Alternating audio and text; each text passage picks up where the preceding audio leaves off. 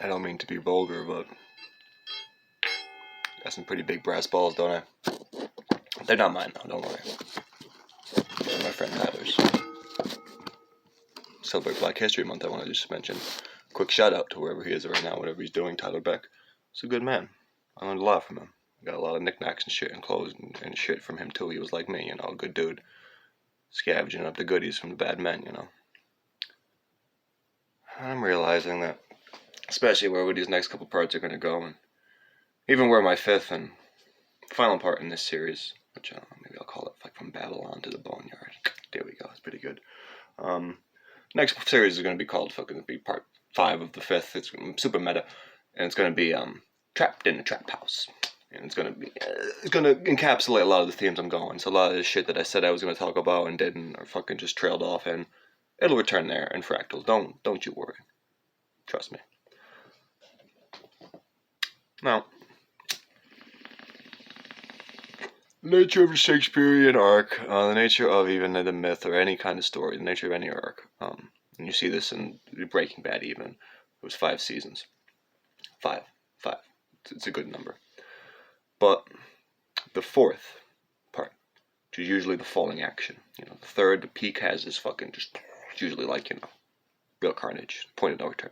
And then the fourth, though, if you look at it, like look at Hamlet. In the beginning of the fourth, which, you know, is kind of, it's bleak, but it's just the scene in the graveyard where it's Abbott and Costello. Okay, it's mostly the gravediggers just making all these jokes and dick puns, and even Hamlet shows up. Ooh, it's a funny scene. Like, it's a funny scene.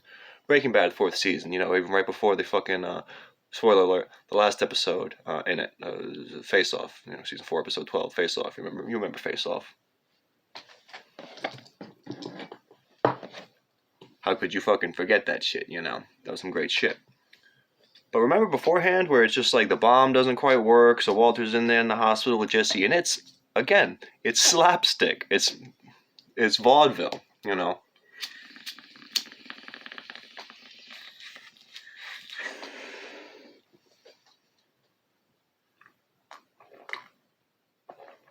Only like 3 of these are non-caffeinated at this point, though, to be honest with you.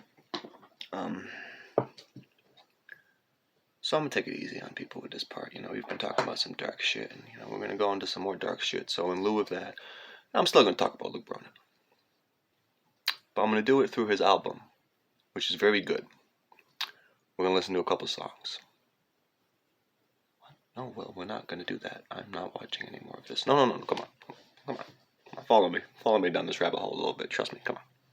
It'll be fun. Okay, I know what you're thinking too. Well, do you put your Al Gore's type in on your marathon medal and you're wearing it around your neck with your fucking Run the Jewels shit and your real fartways thing and this upside down American flag and this a peace sign in violation of the flag code with your Puerto Rican hat that invokes both Hunter S. Thompson, both Heisenberg, both Charlie trying to be Serpico in the It's Always Sunny episode, and you're like, huh? What? Listen, I just want to show you. It might be twisted. But I got the right medal for this. Right. Ratman versus the Joker in The Thief in the Night, Part 4. Serpico versus the Rogue Scholar. Luke Bronin's a good man. He is.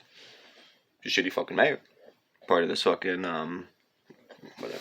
Again, this is heavy. He's a bad mayor. Name me a mayor who's good, you know. Listen to the Coup song, Gods of Science. It's a good song. I've brought it up before. Listen, these are part of these schemes. These people, they don't even want to do it, but it's all part of a plan, okay? So when Luke became a Rhodes Scholar, trust me, it's no similar to those Skull and Bones and the Masons. There are things that were set in motion. Follow Luke Bronin's career, see who we worked for, see who we worked under. And again, most of these people, it's not like they're fucking necessarily good at it. I mean, they're smart, but they're just given these positions to, you know, learn, soak it up, and it's never like the best of the talented. It's the silver spoons. It's the fucking blue bloods. So Luke Bronin was one of the chosen. But it's a hefty burden, isn't it? Maybe if you just wanted to be a singer-songwriter, which I think Luke Bronin actually wanted to do, because he released, and this was, I think, one of those, it's a weird, like, courtship thing, I believe. I might be wrong, but, again.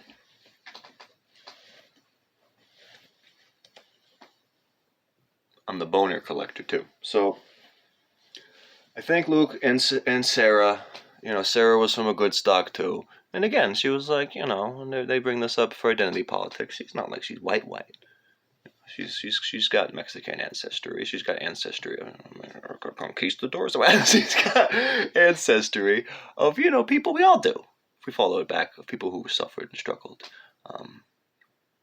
So her and Luke were on this, and New York Times wrote about their fucking marriage. Look at the New York Times article about their marriage, and again, just read it. I won't deconstruct it for you because it's pretty apparent, and I'm assuming if you're watching this, you're very smart. You're very smart. You're very good looking.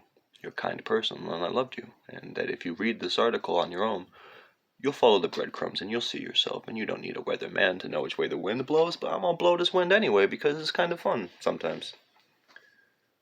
So Luke, I don't know, he's a good dude, man. Really. Again, shitty, carpetbagger, mayor, enabler, gatekeeper, white supremacy, and kind of an asshole. I've heard, the rumors you hear about him screaming at people and being a bad manager, and that's why there's always such a turnover. Yeah, he's got a rage problem. But why does he have a rage problem? So this is the first song of his album. Again, this is it's 2008. It's come out. It came out in 2012. I think it was released. But he recorded it in 2008. He has a song called Rome. It's featured in Dawson's Creek episode. I'm not making any of this up. Bone Collector. So it's a good album. It's a good album. Like, it's not everyone's cup of tea. I like all genres as long as it's good. As long as it's a work of art, I can listen to anything, unless it's just commercial fucking shit. But this was from his heart. This was even the album cover is like the highway, and it was his stories and fragments and figments of him and what he thought he would be. The myth, though, he was making about himself. But again, you deconstruct these myths and you see the cry for help that's really growing on there. You take these little things that, when they go through really quick, okay? When celluloid goes through a projector really quick, it creates the illusion of motion. The very essence of cinema is a lie. But it's within those blank spaces, okay? Within every frame of an image, there has to be a black hole, blackness, a black frame, combined with white. Both. That's how we create reality. I mean, in the cinema. So Luke Bronin created an album that was well structured. I was able to listen to it 10 times, really front to back, because it's short. 7 songs. Like the longest I think is it just barely touches 5 minutes. Some of them are 2 minutes, 3 minutes. 7 tracks though. 7 seals, 7 steps, 7 blah, 7 made, 7. It's an important number. He was going for that. Again, this is a Rhodes scholar. He's really trying to be a bit too clever here, to be honest. But again, you begin. The middle song, I believe, is Rome. Yes, the Roman Holy Ghost Town 2-punch. The second to last song is actually my favorite. I'm not going to do that. It's Creation Story, which is pretty nice. I'm going to do the first song and the last song real quick. Tell a little bit about each. So this is Nothing Sweeter, which is about him. Sue me. It's about him fucking Sarah Bronin. About him having sex with Sarah Bronin. Maybe it's also echoing. I don't know if he lost his virginity to her. He could have. It's possible. I don't think so, though. Some of these other songs makes it seem like he was definitely had a...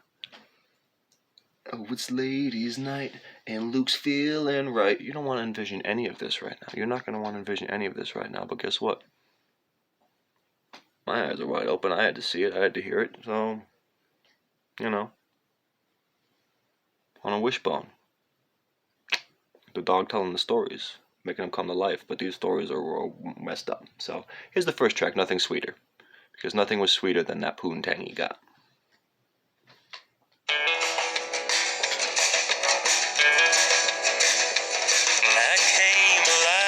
Just in time to catch you.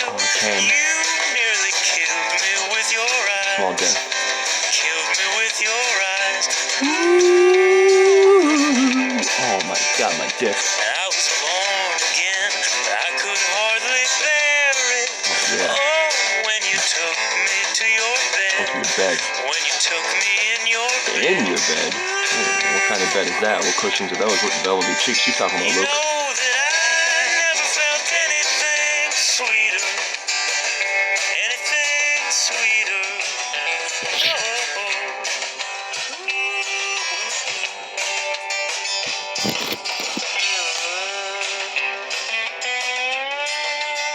Everybody fucks. We don't want to talk about it because it's kind of weird.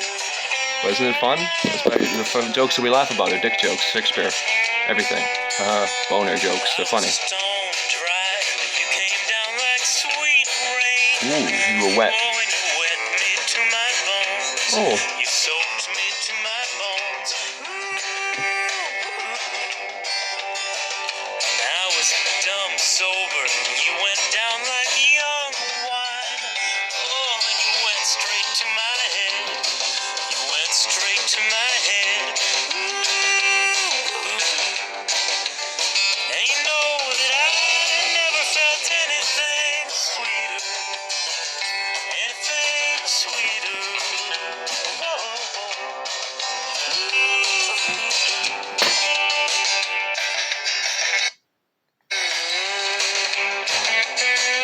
Alright, so there's been rumors that he and Sarah aren't together anymore. They both, the affairs that they have, the bird mask parties or whatever. You just step out. Maybe it's not. Maybe it was just called. Know that I never felt anything sweeter. I was shaking like a child, cold as sin, and you sweetly let me in.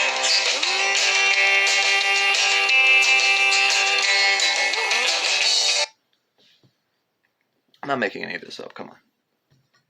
So, I've heard from many people, and this isn't, in France, they are open and honest when their politicians have affairs, when their politicians step out. Look at the French cinema. It is so open because they understand people get le bon, whatever. It's a human condition. But what's worse is when you pretend as if that is not the human condition. And that somehow you can wear this suit and be fine and be logical when you cannot. So I'm not even going to play the other song. It's whatever. This one is a good jumping off point to get into really serious things about why Luke Bronin is a bad mayor and why he needs our help. It's the funny thing, and trust me, I understand this. That's why when I saw Luke, I was like, wait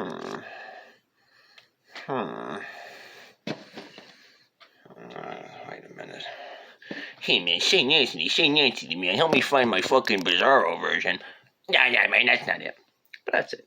We see ourselves in others because we're all part of the same fucking holy body. Whether you're whatever religion, the bell tolls for thee, Buddha, Shiva, all the arms, whatever. Muslim, Islam, Christian, Zion, Jew, all the weird, so not to belittle any belief system. We're all in this together. United we stand, divided we fall. And we got to embrace the fall, but we don't. Because we think somehow we're still prelapsarian. Because we have to sometimes to fit into this cog, this prison, this boneyard where everything is trapped in time, as if no understanding of basic mechanics and physics. We go through these motions, put on these masks. So, long story short, I believe Luke Bronin is an alcoholic. It's in the songs. He's an alcoholic. Bronin, look at him. His songs talk about how he wanted to break free from that life. And you see him sometimes. He carries a burden. He needs help. He needs our help. He's not the missionary. He came to Rome because he knew the Rome was in his heart and in his soul. And, he and Sarah, who, again, these are good people. No one's a hero, no one's a villain. People are complicated. In politics, and I fall for this trap. We want to simplify people into the villain so we can be the hero, but we don't realize that we're all being victimized by the real devil. Whatever you want to call him. And that we shoo away any higher power, any will of the people, because we're stuck thinking we're some apostle. So Luke's an alcoholic. That's why he gets so angry and yells. That's why he's had affairs. That's why he forgets how to be a fucking real mayor and shit's falling apart. And Thea could only do so much. And he yells and he screams and he alienates people because he's fucking, who knows? Maybe he was raised by a bad stock. I'm not going to psychoanalyze the brother as much as I already have, but trust me, I did a decent amount. And I love him. I used to fucking hate him. He's a piece of shit. His album's really fucking good. He's not a good mayor, so we need to help him. We need to help him get the fuck out of that position, too, so the city can save itself and not burn and become a Holy Ghost town next time, motherfuckers.